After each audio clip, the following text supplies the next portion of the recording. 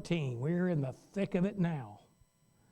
And there's so much in this chapter that every time I hit a verse, I'm like, okay, well, there's 6 or 7 things I need to comment on, and I'm trying to be as concise as I can. When you get to Revelation 13, very soon you realize that you've landed in the middle of the 70th week. You all understand that?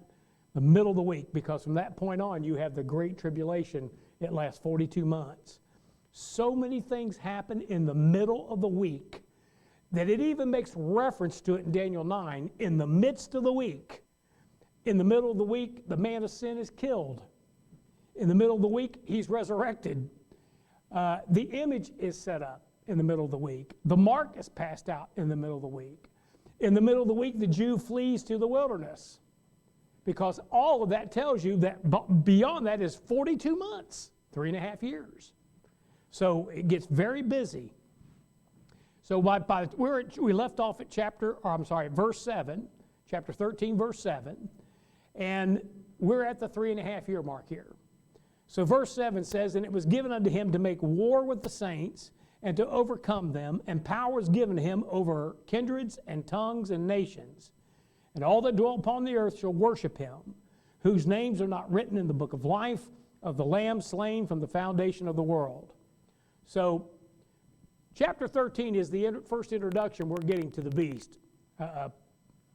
Rather thorough, or a pretty thorough introduction. But there's something you got to see that's happened before this, or you're going to get the wrong idea. It looks like, the Antichrist landed on the ground and immediately he made war with Israel. That is not what he's going to do.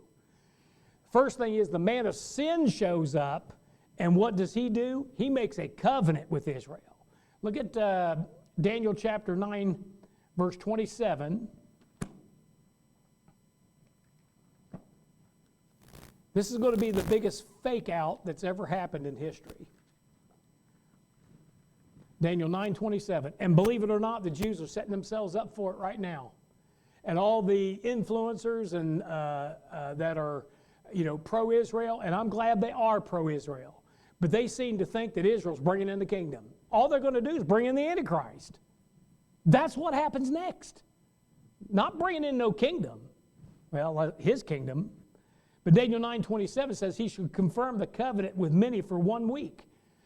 Look at verse 4 of that chapter. It tells you what the covenant is. "And I prayed unto the Lord my God and made my confession and said, O Lord, the great and dreadful God, keeping the covenant and mercy to them that love him and to them that keep his commandments." He's talking about the Mosaic covenant there. And the Antichrist comes. You know what the first thing he does? He confirms the covenant with the Jew. He says, oh yeah, you need to be following that Mosaic covenant. He wants those sacrifices to continue. As a matter of fact, he says, you know what? You need that temple. If you're going to have these daily sacrifices going on, you need the temple built, because you can make the sacrifices without the temple. All you need to do is set up the altar. They did this back in the book of Ezra. But look at Ezra 6:22. Here's another little tidbit you get from the book of Ezra. In Ezra 6:22, and it says, "They kept the feast of unleavened bread 7 days with joy, for the Lord had made them joyful and turned the heart of the king of Assyria unto them to strengthen their hands in the work of the house of God, the God of Israel." This is after they came back, were reintroduced into the land, and they're trying to build the temple up again, trying to build the temple, and lo and behold, the king of Assyria helps them. The king of Assyria is a title for the Antichrist. And the funny thing about it is, they're under Persia. And it calls him the king of Assyria. Now, he might have been one of the kings of Assyria, because Persia overtook Assyria. They took over Babylon. But it calls him specifically here the king of Assyria, linking it right to the Antichrist. You see, what's the Antichrist going to do? He's going to come back, confirm the Mosaic covenant, and he's going to encourage that Jew with all the help that he can possibly give him to rebuild that temple. Why? He wants to sit inside that temple. That is his primary goal. After he gets that, then it all changes. In verse 7, it changes. Once that Jew realizes, and we've talked about this before, how he realizes that he has fallen down and worship the wrong Messiah, the wrong Christ, is because he sets up that image, which we're going to talk about, but he sets up that image in the temple. Once he does that, the Jews know. And then Jesus told in Matthew 24:15, flee Jerusalem. Get out of town. Get out of Dodge. Why? The gig is up, man. You've been bound to the devil. They're going to realize that. And they're going to get out of there. And then he's going to wage war against them. So he goes from befriending them. Remember, he is the white horse rider that comes to save the day. And I believe he saves them from annihilation from their enemies that'll be surrounding them. You're seeing that happening right now as they continue to surround Israel. They're just waiting for America to be put out of the way, and then they're going to attack them from all sides. You say, will America be put out of the way? We will be put out of the way. I can promise you that. That is Bible. I can show you the verses. So he's going to help them build it, and then when the gig is up and they try to flee, then he says he'll make war with the saints to overcome them. He's already got power over the kindreds and tongues and nations. Remember Matthew 4:4 and Luke 4:4, where the devil tempts Jesus Christ, and one of the things he tries to tempt him with, he says, all the kingdoms of the world will I give thee if thou wilt fall down and worship me. You can't do that unless you have them. He has them, and he'll have them until the Lord comes back. The devil's pretty much kind of controlling the nations of this world. I mean, come on, man, we have a war about every 6 months. We can't get past it. We're just killing one another. And the way the thing's going, the spirit that's out there, you can feel it now. I used to see it. Now I can feel it. The spirit that's out there controlling this world is about as satanic as it gets. You can't even explain why they feel the way they feel. I mean, this anti-Semitism that swept across the country, you can't explain why they hate that Jew. You can't. I mean, he's only a small... They are less than like 0.02% of the population. They're nothing. They got a place as big as New Jersey. What do you care if they got a place as big as New Jersey and that's their whole country? Why hate that? Why want that piece of land when Iran's got something, 40 times, 50 times the size of Israel? And so do all the other Muslim states or Arab states. Why do you have to have that little sliver of land? You can't explain that. You can't explain where that Jew's actually done something to them that's so horrible they've got to kill them or drive them into the sea, because they don't. They actually have been up until recently, they have been so measured in what they did, it's ridiculous. As a matter of fact, they went against God several times. When they gave that Arab Gaza, that was going against God. When they allowed the United Nations or whoever it was that told them that the West Bank, which is Judea and Samaria, when they could not have that land back, they should have just took it. Right now, Trump's telling them they can't have it. Man, I heard that and I went, ugh. He said, I won't let them have it. I've decided they cannot have that, saying about Israel. You might as well be talking to Jehovah God and says, they can't have it. I'm telling you, that was about the stupidest thing ever come out of that man's mouth. And I like him. But man, that was stupid. I mean, I literally gasped when he said it. I thought, man, you have no idea you're saying that in the face of God. Jerusalem belongs to God. Judea, Samaria belongs to God. That's his land. And that Jew was never supposed to surrender it, ever. Anyway, I'll get on down the road here. So by the middle of the week, he's declaring war on them. Let's see here. At that point, he knows he has but a little time. There's some other things happen in the middle of the week. Satan's cast out of heaven. So are his angels, and they're cast unto the earth. So he's coming. All these things are happening in the middle of the week. In Revelation 12:12, it says, therefore rejoice, ye heavens, and ye that dwell in them. Woe to the inhabitants of the earth and of the sea, for the devils come down unto you, having great wrath, because he knoweth that he hath but a short time. Short time.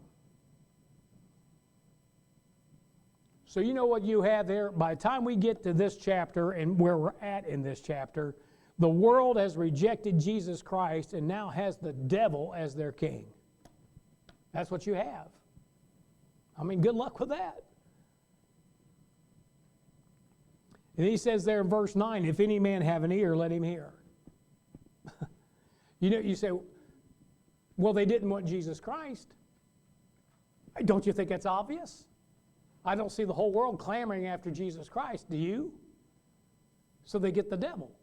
I mean, who else would they get?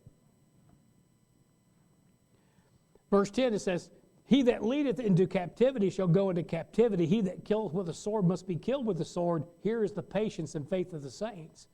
Now, you've got references to turning the other cheek in the Bible. But you got to remember that the God that is encouraging you to do that says, vengeance is mine, saith the Lord, I will repay. And that's what he's talking about here. He's not telling the Jews not to turn the other cheek. He is. They're going to be turning the other cheek quite a bit. What he's saying is that when he comes back to repay him, it's going to be for sword, and what's the other thing he says? A captivity for captivity. If you take Jews and put them into captivity, which they will, he'll take you and even your children and put them into captivity. I know that's hard for some people to realize, but he says, vengeance is mine, saith the Lord, I will repay. And he's going to repay in like kind. You kill a Jew with a sword, you'll be killed with a sword. Now,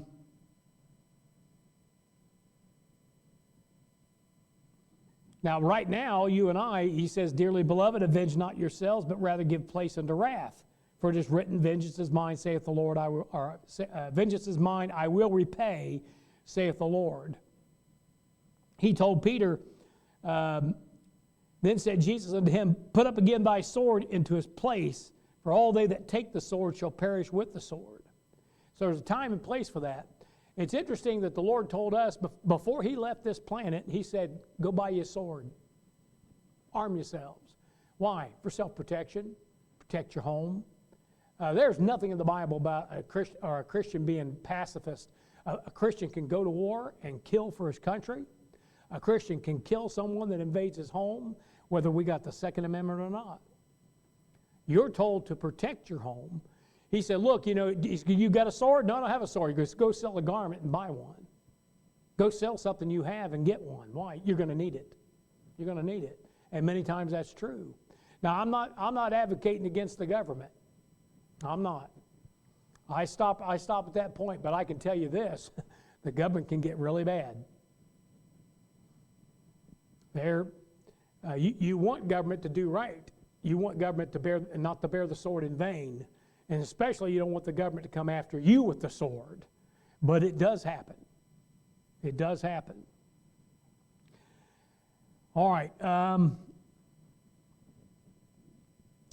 In Revelation 6, verse 9 and 10, we saw those that were crying out for vengeance. And who are they? They're the ones being martyred.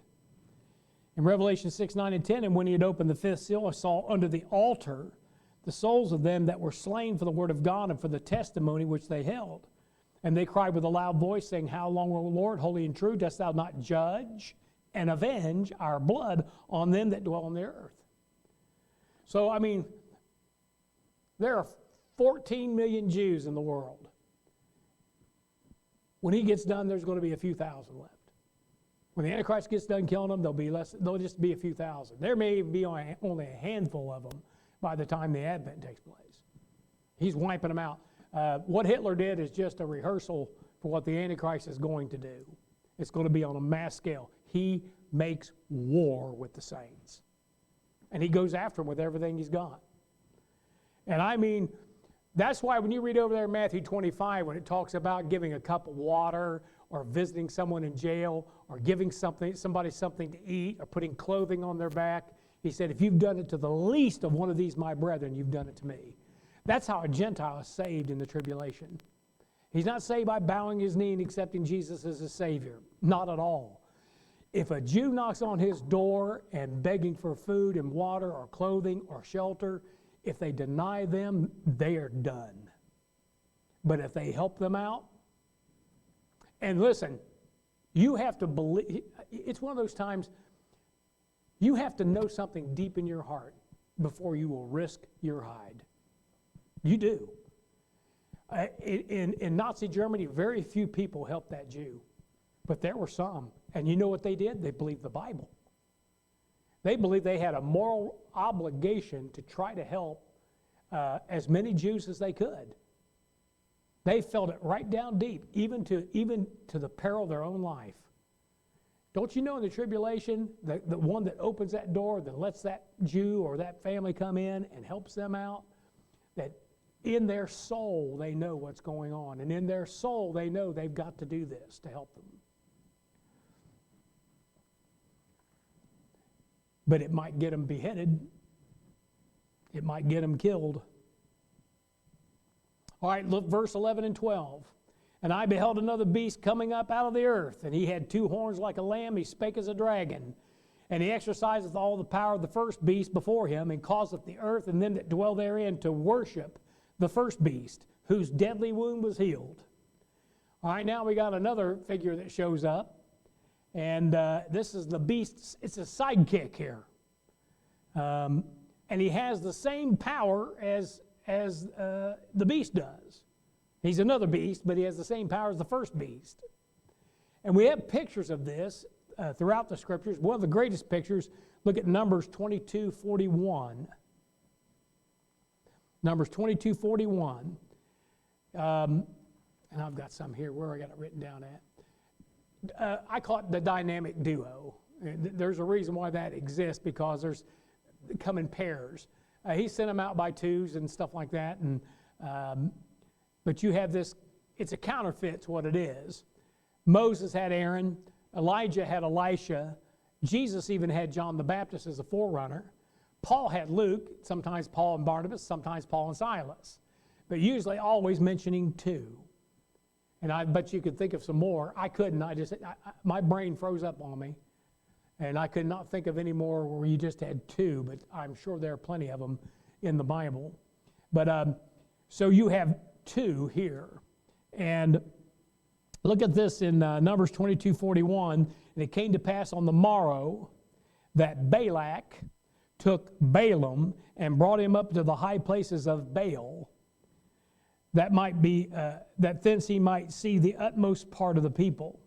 What you have there is Balak, who is a false king. You have Balaam, who is a false prophet. And you have Balak, which is a false god. And what the three, it makes an unholy trinity. It makes a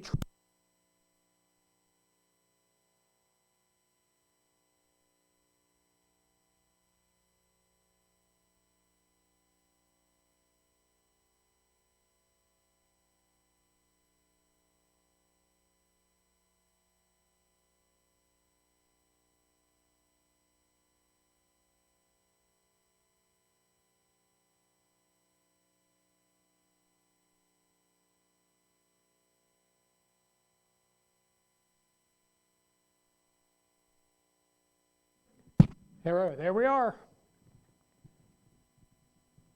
We'll blame that one on the devil too. Not the preacher who might have forgot to put new batteries in it after a while. Okay, I'm going to set that over here so I can remember to charge those. All right, where was I at? Oh, false king, false prophet, false god. You have the beast, the false prophet, and the dragon.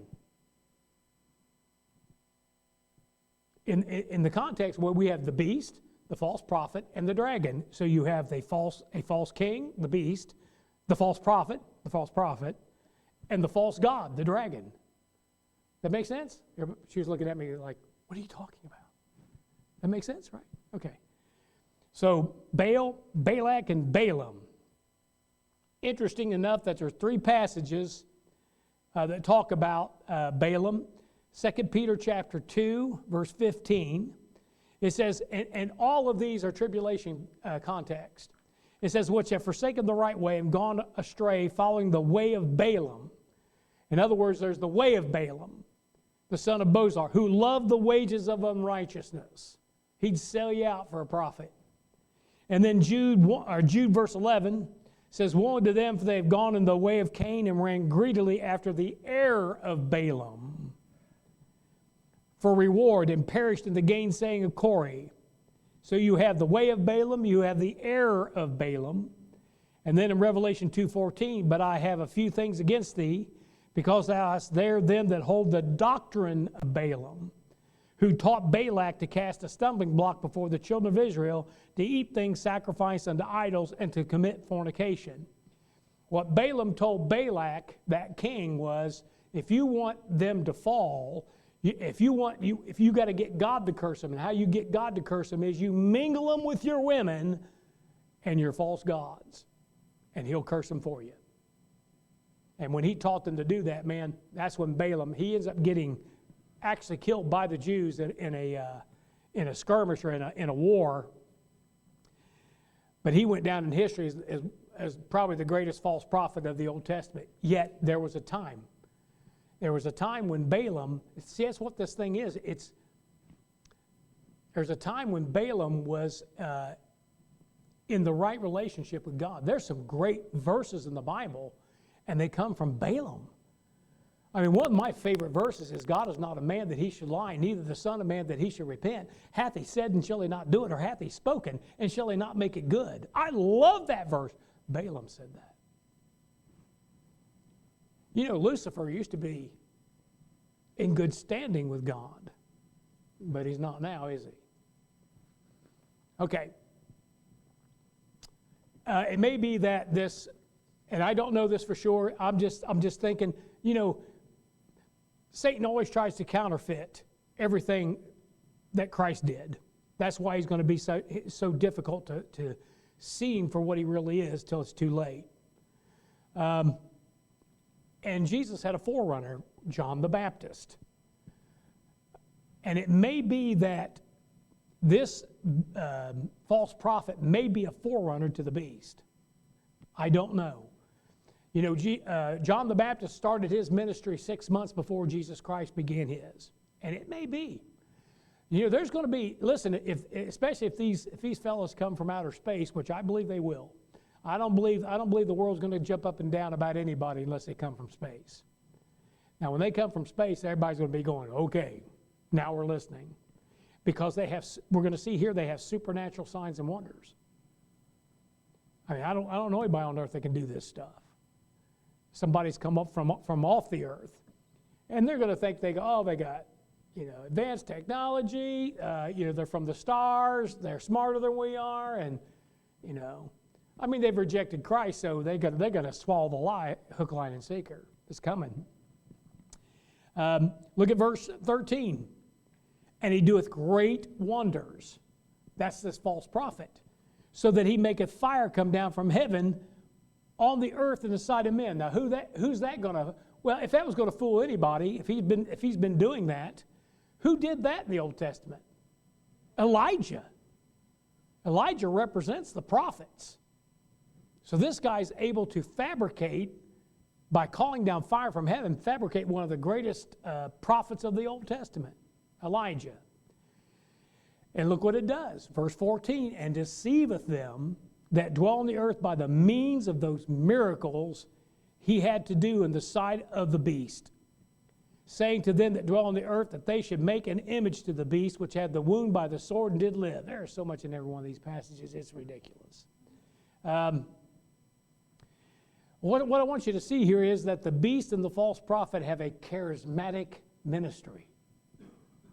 And it deceived the entire world.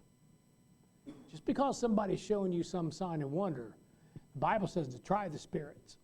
Prove all things, hold fast that which is good. I'll say that a lot of that charismatic ministry going on today is nothing but fakery. There won't be anything fake about this. It'll be a lying sign and wonder, but it will be something that is real that you can see happening. A lot of this is just a sleight of hand that goes on today, and I could explain some of it. You can find plenty of videos where there have been certain men that have gone out to expose the healers and everything, and what they do is just it is so sad that people would stoop that low to do that to people that are really truly want to be healed. Paul wanted to be healed, and God refused it. Paul left Trophimus at Miletum sick. Here he was an apostle that could heal, but he left Trophimus at Miletum. Sometimes God will leave you ill. He'll leave you sick and say, here you are. And you say, well, Lord, will you heal me? And he says, nope, my grace is sufficient for you. And down the road you go with the illness, with the infirmity. So somebody coming along with a charismatic ministry, man, that's, everybody's got this, they get this false hope, and it just kills their faith. It kills them. 2 Thessalonians chapter 2, turn there. You're told this in several places that it's going to be a charismatic ministry. 2 Thessalonians 2, verse 9 to 12, it says, even him whose coming is after the working of Satan with all power and signs and lying wonders. You say, well, how are they getting the ability to do that? God's letting them. He's allowing them to deceive the whole world. Verse 10, and with all deceivableness of unrighteousness in them that perish, because they received not the love of the truth that they might be saved. They rejected this book. And for this cause, God shall send them strong delusion that they should believe a lie, that they all might be damned, who believed not the truth, but had pleasure in unrighteousness. Lord has had it up to here. Man, when that rapture takes place, what God sets in motion from that point on, He's going to destroy this entire world. Or at least destroy everything on it. And He is not just allowing them, He's helping him to deceive them. Notice here that it's the nations. It says there, let me see the verse. Yeah, verse 14, saying to them that dwell on the earth, now this is the false prophet saying this, that they should make an image to the beast. Never really saw that before. It's not the false prophet making the image. He tells all the folks, all the nations, he says, you need to make an image to the beast. You say, why? You just saw him resurrected from the dead. You need to make an image to him. And of course, this breaks the first and great commandment, Exodus chapter 20, thou shalt have no other gods before me. And then it says, thou shalt make no graven image. So what do? They make an image. And that's what tips the Jew off at that point. But this image, it explains something that you find in, and we'll go there and look at that. Look at Daniel 12:11. And I think I might have mentioned this last week. Maybe not.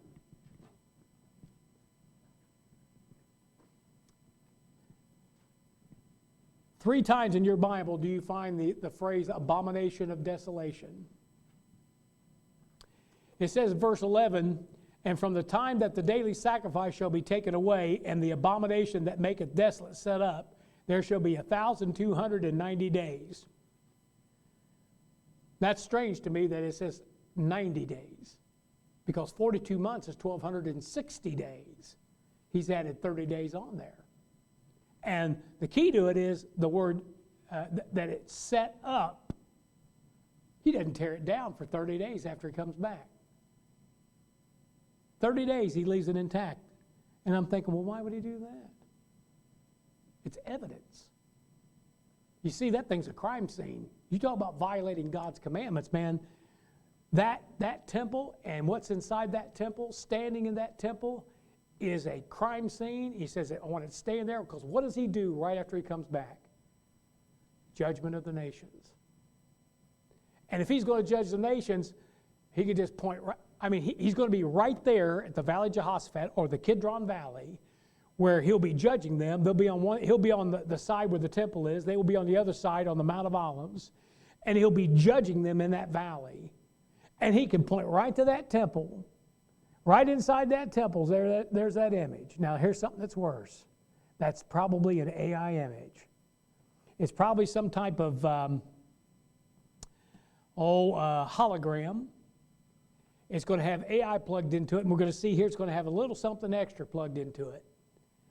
And the Lord Jesus Christ can cross-examine it. It said, do you know that individual right there? Oh, yeah, I know him. He took the mark. He's in on it. That's makeup he's got covering that up. This thing will rat you out. This thing knows, it knows wherever you've been, it knows where you went to the grocery store, where you buy and sell, it knows everything. So why wouldn't you keep it around to testify? You know it's going to do what the Lord tells it to do. But you find in Matthew 24:15, when you therefore shall see the abomination of desolation is spoken of by Daniel the prophet, ye which are in Judea, flee into the mountains. When they see this thing standing in the holy place. Now that's where, look at Mark 13:14. Here's the other passage.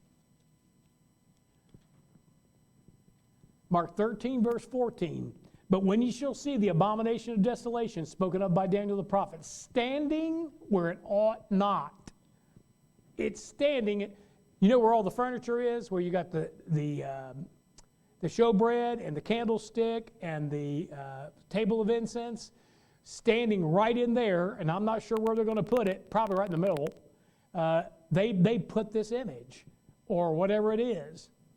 But it says, when you see that thing standing where it ought not, if there's one thing it ought not be standing in there, is an image.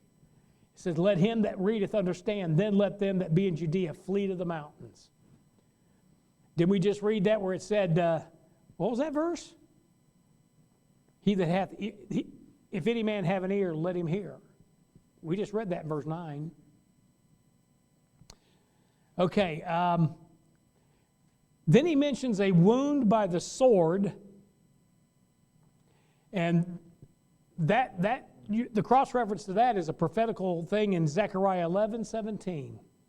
In Zechariah 11:17 says, woe to the idol shepherd, I-D-O-L.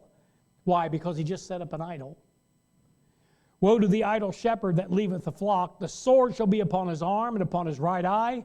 His arm shall be clean dried up, and his right eye shall be utterly darkened. We have pictures of this in history.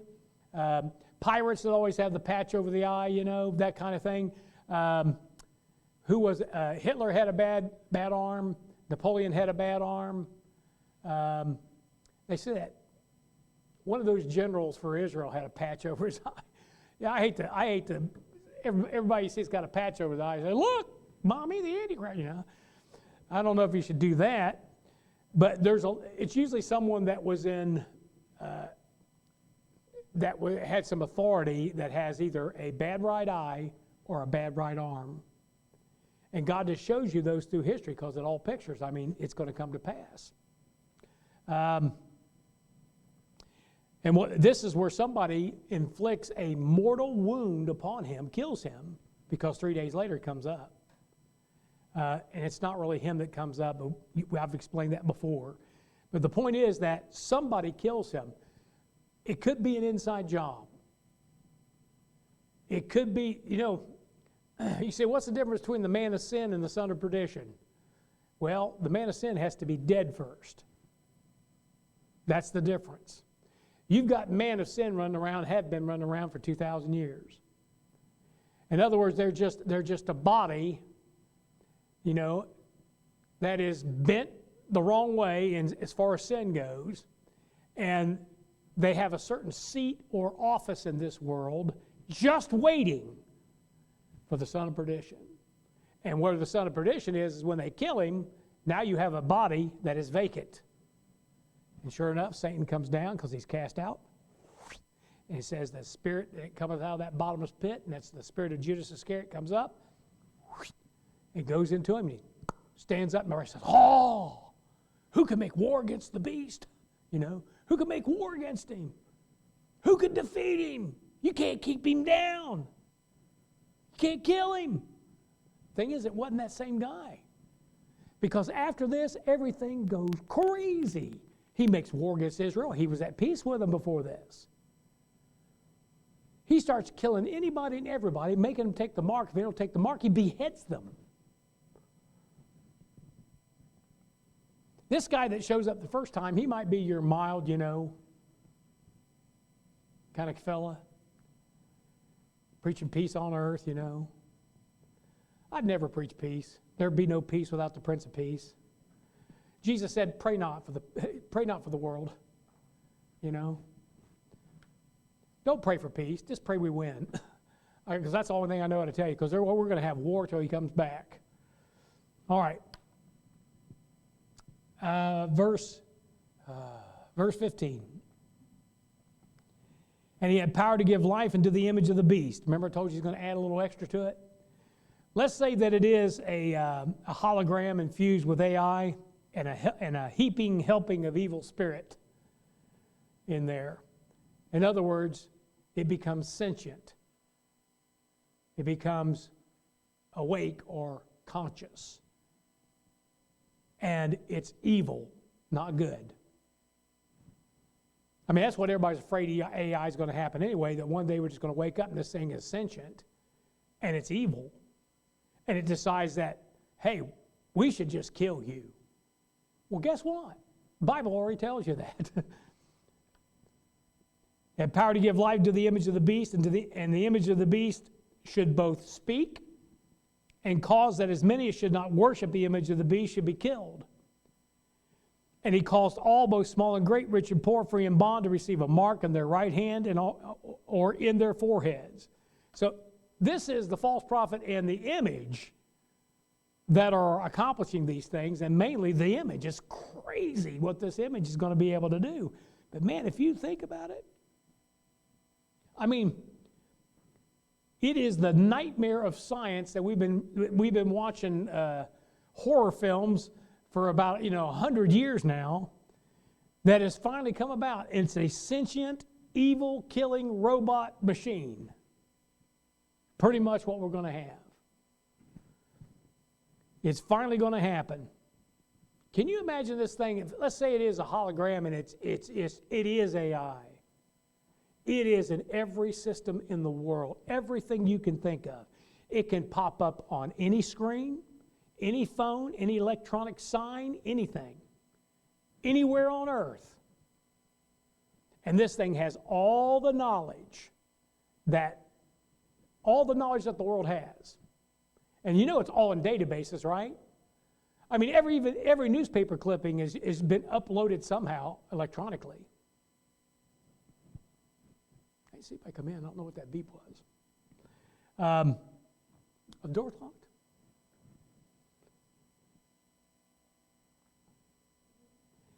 So this thing can track your every movement and communication. Think about this. It could take your smart car right over a cliff. Sure could. It could overcharge your cell phone and explode it in your face.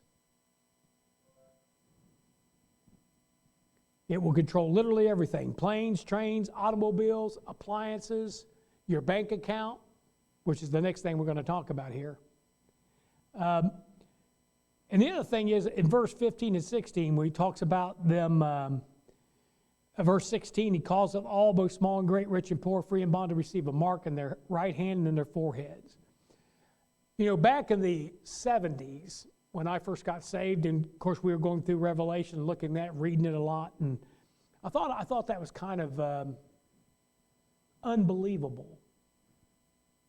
Why? Because when I grew up, if you had a tattoo, man, that was, you weren't seen with somebody with a tattoo. That was considered bad. And now grandma's getting them. Tattoos are accepted. Bible says they're pagan, by the way. Bible says that no Christian should be. Now, if you've got tattoos and then you got saved, well, there's not much you can do about it unless you can afford to have them taken off some other way. But no Christian should be getting tattoos. I mean, you can. I can't stop you. But I don't know why you would. They're pagan, and they're typical of the mark of the beast. And people are going to get used to being marked, and one's going to go up and says, because you want that on the wrist? No, put it right there on the forehead there, buddy. Put it right there on my forehead. Because now everybody's marking their face up. We see them at the jail every week, man. We'll get a guy in there, and he's all tatted up, and some fella named, Jelly Donut or Jelly Roll or something like that, tattooed all over his face, and the whole world's like, oh. Man, don't tattoo your face. Even if you are ugly, don't tattoo your face.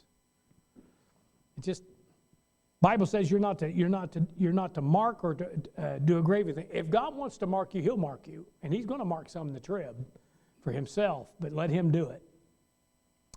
All right.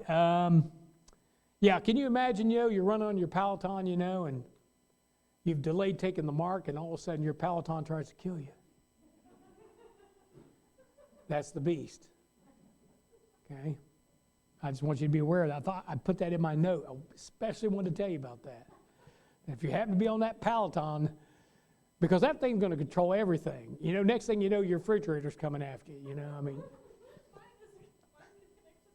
Yeah, I'm telling you, everything. Listen, your heating, your cooling. This thing could freeze you to death in the wintertime, or boil you overnight. Wake up, man, feel like a lobster. Why? Because it can do just about anything. Everything's controlled by the internet now. Or some contact through this computer or that computer, through this chip and that chip. Man, when we talk about this thing having control that it can actually have you killed, we mean it. It's true today. Huh? Army of drones. Send a drone after you. Skynet, yeah. Yeah. Who's to say? We haven't even gotten to the worst parts, man. This is just, All right, I got to finish up here. Verse 17 says, and no man might buy or sell save he had the mark and the name of the beast or the number of his name. A lot of people don't realize that there's a mark, a number, and a name. There's not just the mark of the beast. You could have the mark, you could have the number, or you can have the name. And they're all three different. And I'll give you two of them. Here's wisdom. Let him that hath understanding count the number of the beast, for it is the number of a man, and his number is 666. We all know that is 666. 666. All right, last of all, this image will control a digital monetary system worldwide. That's why they want to get the digital currencies going. You say, why? Because we're getting ready for the curtain to rise for the last show, the last act. And that's why they're getting this thing ready. Dogecoins and stable coins and Bitcoin, it don't matter what it is. They're trying to get it digital. Why? Once they've got it digital, you're done. Once they control your money digitally, you're done. Because they can turn you off. They can turn it on. They can make you poor. 1 minute, 1 second, you're rich, and the next second, you're dirt poor. You can be dirt poor and sell somebody out, and the next thing you know, you're very rich. Why? Because they control it. It's in a computer. It's just ones and zeros, and they can shut you down any time. They can see that you're in a market and you're getting ready to buy something. They don't think you should have it. They'll try to scan that thing and it won't scan. Sorry, the beast says you can't have this loaf of bread. That's it. It can do anything. But once it controls your money, you're controlled. If America ever gives up cash, that's it. You are controlled. Because if they don't like your speech, if they don't like what you stand for, if they say if you have firearms in your home and you won't surrender them, they can stop everything right then and there. They can stop your car payment. They can stop your house payment. They can take your money out of your account. They can freeze your account. They can penalize your account. They can do anything they want. I hope that don't happen before we get out of here. Now, the beast has a mark, a number, and a name. The number and the mark, Jeremiah 13:23, and I'm going to have to just do a little quote here. Can the leopard change his spots? No. Can an Ethiopian change his spots or a leopard? No. Can an Ethiopian change his skin and a leopard his spots? Probably should have just turned to the verse. It would have been quicker, wouldn't it? What color is an Ethiopian? Black. Y'all can say it. It's okay now. He's black, and a leopard's spots are black, okay? In Revelation 13:2, what is the Antichrist likened to? Likened to a leopard. So the spot is going to be something like the spots that you would find on a leopard. They call those spots on a leopard rosettes, like a rose, but it's in lobes. You'll see two lobes alike together, and it does, if you flip one of them, it looks like a kiss. Judas is the son of perdition, and he walks up to Jesus Christ, and Jesus Christ says, betrayest thou the Son of Man with a kiss? What do we call that? When somebody betrays you, that causes you to lose your life, we call it the kiss of... That's what that's going to be. Two big black lips, two big globes, two marks, like a rosette right there on the forehead. That's the mark. It'll probably have something mechanical, something or other that will link you to the internet, or you can be scanned or whatever. They have that right now, but they can put it under your skin. By the way, those things they can't pick them up from space.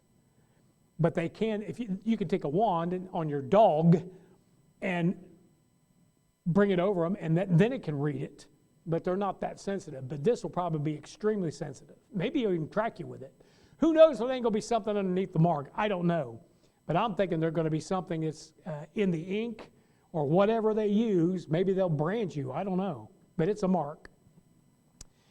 The number is 666. We know what the number is. He tells us there in verse 18.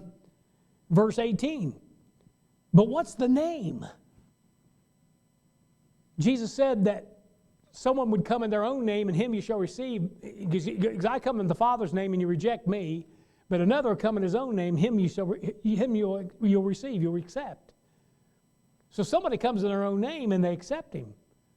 And I almost got this wild idea that he shows up and they say, what's your name? He says, Jude. I mean, that's Judas. It's the tribe of Judah.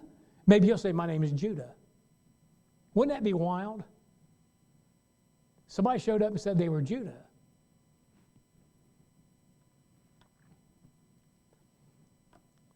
I mean, who walked with Jesus for 3.5 years and knows how to imitate him better than anybody in the world? And the Bible says he went to his own place. And he's coming back. You got Moses and Elijah coming back. I don't know why Judas can't come back. All kinds of folks. I'm not sure who else is coming back. There may be quite a few. All right, a couple other things here. It's the number of a man. That's what he says, right? Here's wisdom. Let him that hath understanding count the number of the beast, for it is the number of a man. Not a computer, not a government system, not a kingdom or a king, or no, I'll say that is a king. It is a man. It is a man. In Ezra 2:13, and I'll try to be quick here. Oh, but I'm not being too quick. Ezra 2:13 says this. And the children of Adoniram, 666. You just got something just a little? It's in verse 13. Do you know what Adoniram means? He's got, I think Doc's got it right there in the note. It means Lord of the rebellion. And there's 660. It's a man. Telling you that. Confirming it. Well, then look at 2 Chronicles 9:13. Now, I'm not going to give you everything about the mark of the beast. We'd be here all night. But if you want that, get Dr. Ruckman's mark of the beast, and you'll have more than you ever wanted. 2 Chronicles, I'm getting there, 9:13. Now, the weight of gold that came to Solomon in 1 year was 606 ounces of gold. Ooh. You say Solomon? Solomon is a dual type. He starts off being a type of Christ. He ends up being a type of the Antichrist. Why? Women turned his heart to serving idols. So Solomon becomes that dual type. You're just giving that little, but he tells you that Solomon got turned. It says outlandish women turned his heart. And he's connected with 666. Quickly, one of the last things is, I was sitting in a math class. No, sitting in a science class. Math class, I did okay in the math class, but in the science class, I was sitting there, we were looking at the periodic chart and going over it, and he said something about the carbon-12 isotope. And my head blew up. I was looking at something that was a biblical truth on the periodic chart.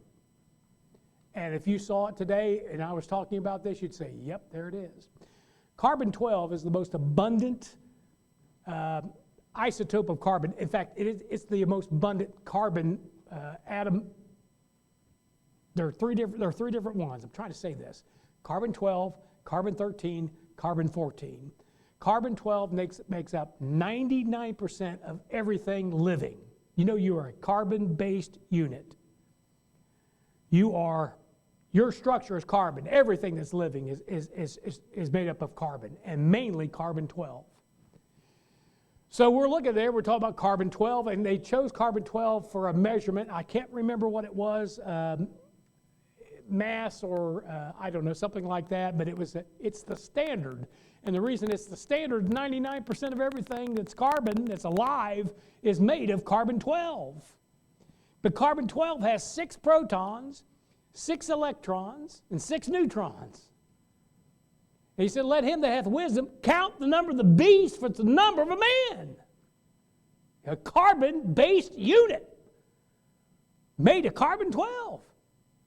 You can't make this stuff up, man. I'm in a science class, and I'm like about ready to shout, hallelujah, you know? And I thought, well, I might get an F or something. And this guy, you know, he's just teaching, he has no idea. I'm like, and think of carbon-12. He's connected with Israel. He becomes Israel's false Messiah. I couldn't believe it. There's several other things on the periodic chart that is biblical. Science is fine. What does the Bible say? I mean, the heavens declare the glory of God, the firmament declareth his handiwork. I mean, there are things in science, there are things in engineering, there are things in medicine. They all point to the Savior. They all point to God. You're just not looking. But when you're looking for it, then it hits you right between the eyes. I mean, that just blew me away. And it was so simple, there it was. Get you a periodic chart and look. I mean, carbon-13 is only 1.1%. Carbon-14 is 1 in a trillion percent. 99% of everything's carbon-12, and it's got 6 protons, 6 electrons, 6 neutrons. Okay. I'm going to stop with that, and we're past time here. Anybody got a question or comment? Yep.